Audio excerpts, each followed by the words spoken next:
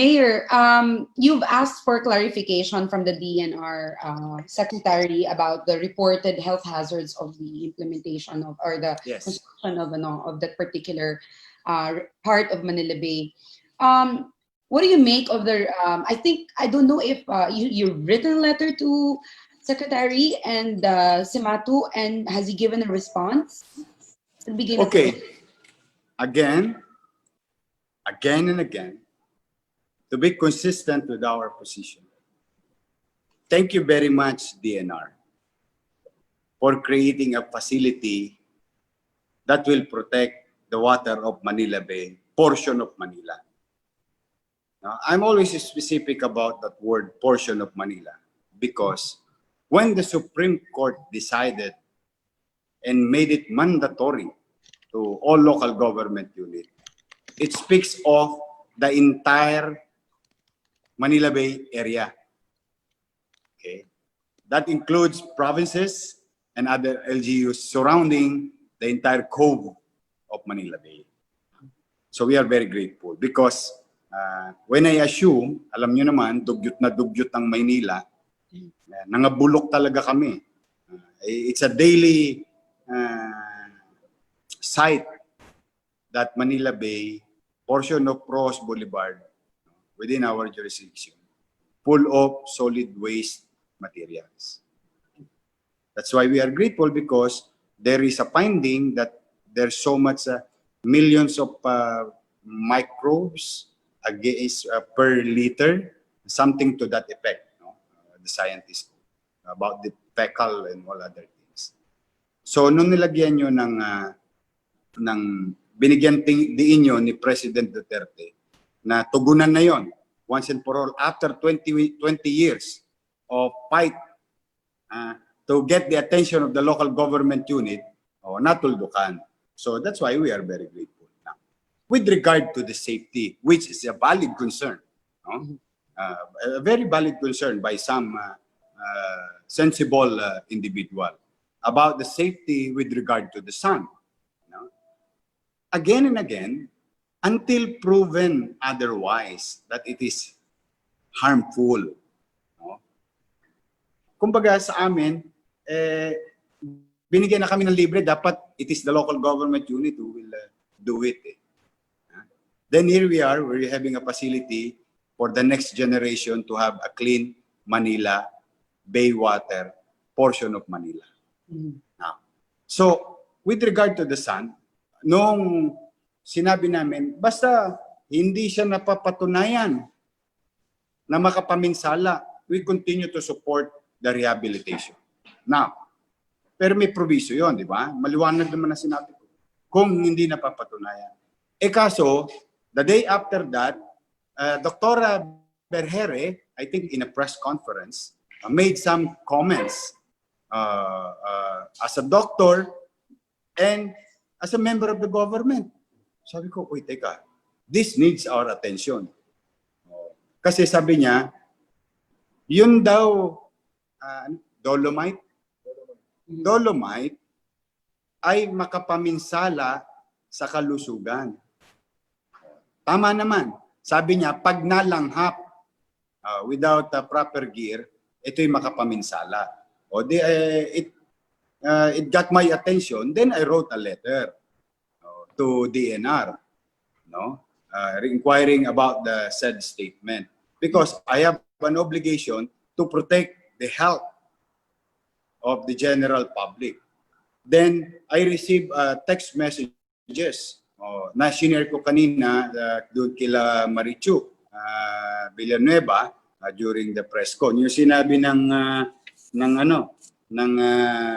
Mines and Geosciences Bureau, and if I may share it to you, teka lang, sana ba yung kanina? Ang sinasabi niya, basta ganito ang sinabi ng Geosciences, pag yung pulbo, talagang delikado. Pero yung nilagay daw sa Manila Bay, is dapat pag 10 o 50 microns, delikado. Pero ang nilagay yata nila is 2,000 o 5,000. I forgot the measurement, but it's 100 times bigger. So hindi siya magsususpend sa hangin. The same that they use in Monaco, yung beach doon, yung man-made beach doon, o yung sa mga hotel, sa Plantation Bay, sa Sheraton Bay, o maybe the same thing with Boracay, no? So sabi ko, kung walang ganung findings, then how can we act on something that is not illegal, that is not harmful? Because, Jamela, your opinion is as good as my opinion. We are no scientists, no expert. Now, if there is a claim, then we should take a look at it, and let the national government, for that matter, and DENR, for that matter, knows it better than me. Because kung talagang magkakaroon ng kapabayaan at mapapatunayan, mas doble-doble ang liability kung sakasakali ng DENR. Why? Sila yung supposed to be itinalaga ng batas na mangalaga sa kaligtasan ng ating kapaligiran. Sila pa nakapamerwisyo. But that is remain to be seen. Di ba? Wala naman kasing prueba. Marami lang mga kwento-kwento, o kanya-kanyang opinion, pero pagka yan ng mga nagsabog-sabog na yung ating isipan at walang nagtutuldok sa usapan, mahirap naman. No? This is a noble approach. Once and for all, after 20 long years of fighting mga environmentalists, talagang matutuwa dahil halos ipinaglaban nila yan na, kayo mga lokal na pamahalaan, national government, linisin ninyo. And nobody listened to them until the Supreme Court ordered it. Di ba? So, now, let me share it to FOCAC. Ito, official na naman to. Official na naman to. Ngayon lang, nakararating lang kasi pinareceive ko. And I think this is the proper way of doing it. This is what you call the, tawag dyan na due diligence ba tawag dun? Yes. You inquire. I already wrote a letter and let me share it to you. Sorry nakakarating kasi I have to need the received copy. I wrote a letter to Secretary Duque with regard to the same about the comment of Dr. Berhere, so that we will be enlightened and we will be guided. Now, if you tell me, just for the sake of conversation here, sabihin mo sa akin, alam mo, sinabi ng ahensya ng DOH, makakapaminsala yan. Masama yan sa kalusugan ng tao. Bukas sa bukas, arestuhin ko lahat sila. No ifs, no buts. But we cannot just act harshly on something that, teka muna, hindi naman tayo kanya-kanya dito, may pamahalaan. And we must follow in a civilized world, in a civilized time, we must follow law and order. There must be certainty with our policies and action. Yun ang posisyon namin dyan.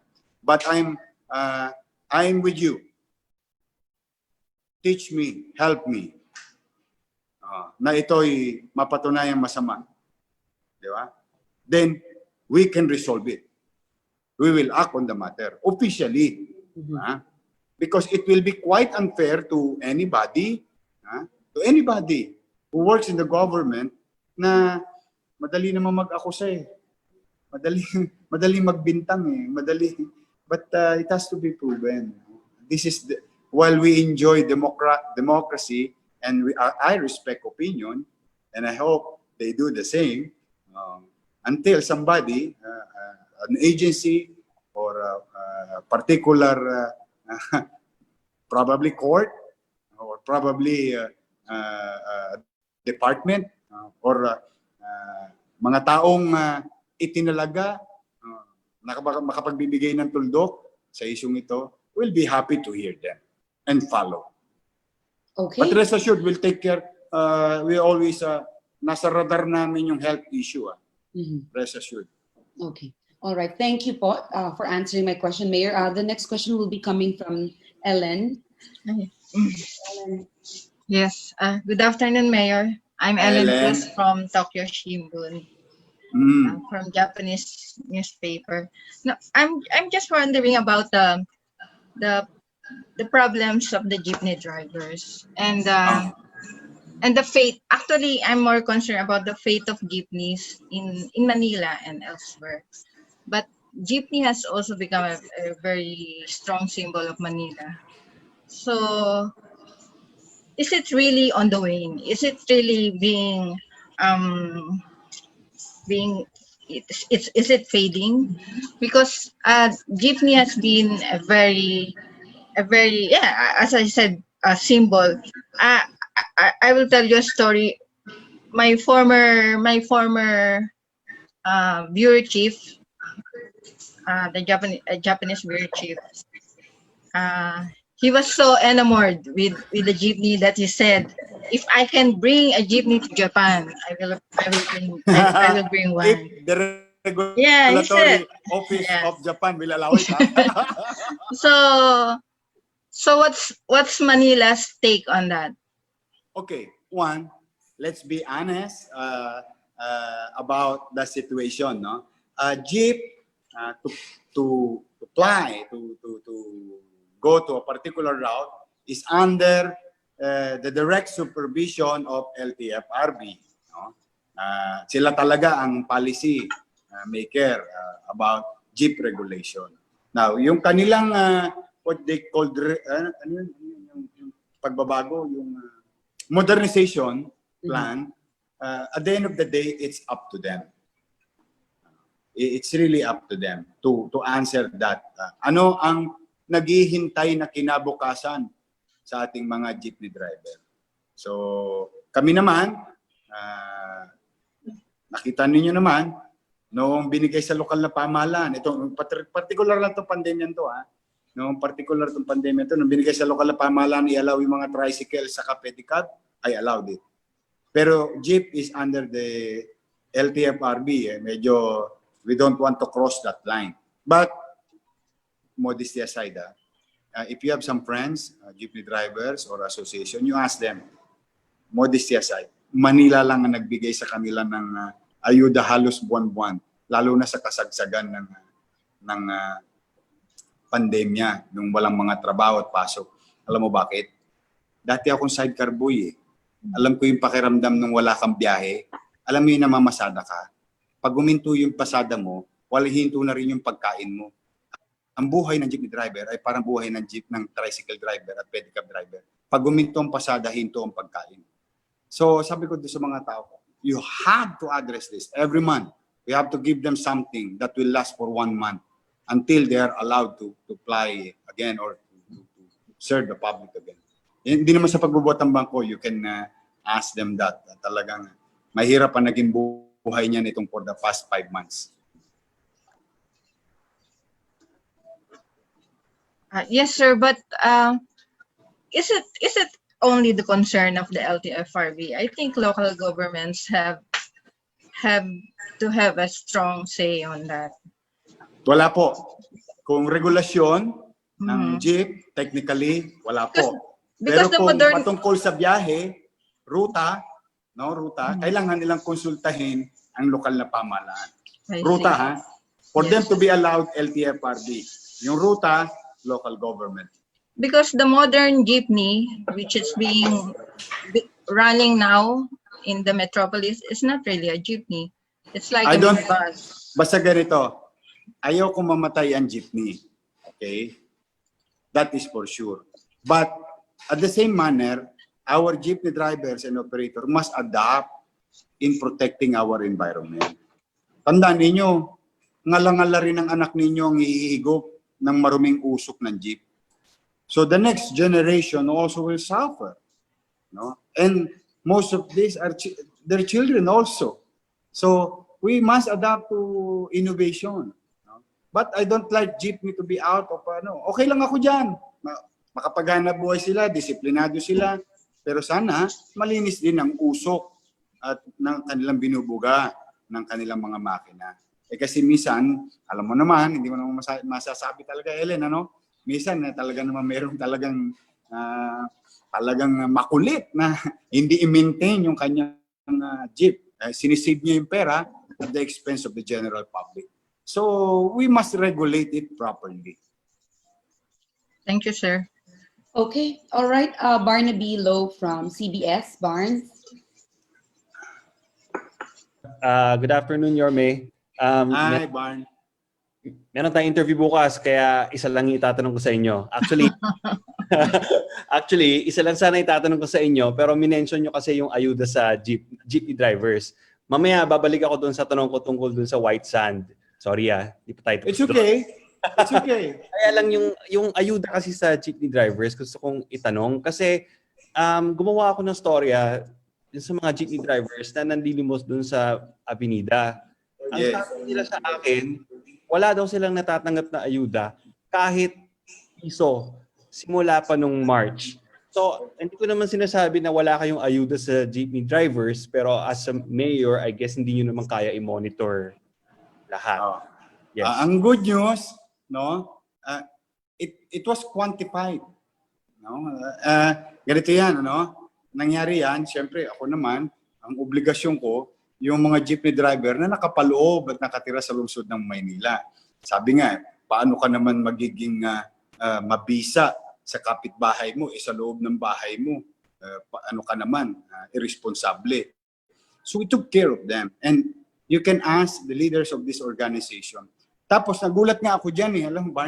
Dumami pa yung organisasyon yan. Dati Pasang Mazda, Pedjodap. Meron pa ngayon, stop and go, stop and go. Basta ang dami, tas Pandakan, and so on and so forth. Hindi lang namin sila binigyan ng cash, meron pa silang bigas. 5 times kaming nakapagbigay sa kanila. But, this is not a perfect government. He said, she said, but what matter most, I think generally, in our own little way, tumulong. At minention yan, I think it was in ABS-CBN for so many times. They were interviewed. Lagi nilang pinasasalamatan ni Manila. I think their issue is, alam mo yung sasap, Barnes, yes. Feeling ko, hindi sila nakatanggap agad-agad. Kasi, imbis na kasama sila sa regular SAP, which in-include namin sila, they were delisted. Kasi sabi, LTFRB na ang magbibigay sa mga jeepney driver. Ang problema doon, alam mo, pag sinabi mong LTFRB na, tama naman, Tama naman. Ibig sabihin, LTFRB pag nakarehistro ka. Paano kung jeepney driver ka na medyo hindi ka masyadong sumusunod sa batas? Medyo hindi ka nakarehistro. Wala kang prangkisa. Pero you're a jeepney driver. No? At sigurado ako, mapapariwara yun. Kaya kami, makikita mo yung aming kakaf, yung version namin ng SAF. It was delivered twice. Alam mo, ang ginawa namin doon, general public yun. Mahirap, middle class, mayaman. Kasi nga, hindi mo maka-quantify Mahirap ikwenta kung sino mabibigyan o hindi. Pero kung minaximize mo yung reach, so chances are, marireach mo lahat. No? But be that as it may, we saw that picture and I was worried. Totoo yun, nakita ko yung picture. I think it was a Philippine Star who took that picture and I saw it. Sabi ko, ano to? Ba't naman malimos? Sabi ko, tingnan nyo nga kung taga sa atin. Ito na. Meron akong konting side story doon. They crossed the boundary. Yung iba kasi, hindi namin nabigyan. Dala na nung nagkakabilangan na, hindi sila nauwi sa Maynila Okay. They are in the adjacent city. Kaya hindi sila napabilang. But how I wish we could help them. And given a chance naman, pinipilit naman natin. Sorry, Avenida, napakaluma ko talaga. Rizal Avenue pala. Rizal Avenue. sorry. Handa na Avenida talaga. I guess mahaba yung Avenida kasama yung Caloocan, pero yung part kasi na pinuntahan ko, part talaga ng Manila. Anyway, Mayor, I understand your answer. Yung balik lang po dun sa white sand sana. So, the health hazard is one issue. Pero environmentalists kasi are also pointing out na tatabunan din naman yung white sand na yan kalaunan kasi binabagyo dyan, nagsustorm surge dyan, tapos maraming basura na pag nag-storm surge, inaanod yung basura tapos yung natural niyang black sand, lilitaw din daw. So ano yung masasabi niyo doon? Well, sabi raw ng DENR, meron daw sila nilagay mga engineering works. I think that's the best agency to ask, no? Pero may tanong kaya ako, Paano kaya kung black sand yung nilagay? May issue kaya? Ayan ang... Kasi hindi ko nga makuha yung point eh. Kasi tingnan mo, ang sand, ang gravel, sand, may silica. Di ba, ang silica, bawal din yan ma-inhale. Ang tawag dito, yung semento, bawal din yan ma-inhale. Kailangan mo ng protect. Mas lalo nga semento eh. So, kaya ayaw ko kasing iligaw. Gusto ko talagang mag-focus tayo. Kung may mali sila, papanagutin natin sila. I don't mind. I don't care. Wala namang holy cow sa atin dyan. No? Pero ako, very pragmatic yung akin lang na, teka, nakita nyo ba yung STP na ginagawa? But nakapokus tayo doon sa isang bagay na hindi pa naman proven na masama. So, yun yung point ko doon. But, as again and again, umasa kayo, mga manunood, mga kababayan. Kapag ito'y may health hazard sa tao, no? Sa tao. Kakasiguhin ko naman yung mga. May dala rin naman akong latigo. While we are grateful, at the same time, we are protectful of our people. Kasi nasa health pandemic, nasa health emergency na nga tayo because of the pandemic. Tapos error na naman yung isa. So, it's just that I'm trying to put it in right perspective. Ngayon, kung may kapabayaan talaga, katulad yung tanong mo, halimbawa, inubos din ng anod. Ngayon, di magmumukha silang katawa-tawa. Yeah. Alright. Thank you, Mayor. Sa lahat ng viewers ni Dean Arman Nocum, subscribe kayo rito sa vlogcaster Dean Arman. At mag-iingat po kayo mga kababayan. Always keep safe and practice physical distancing. May awa ang Diyos, makararaos din po tayo sa pandemyang ito.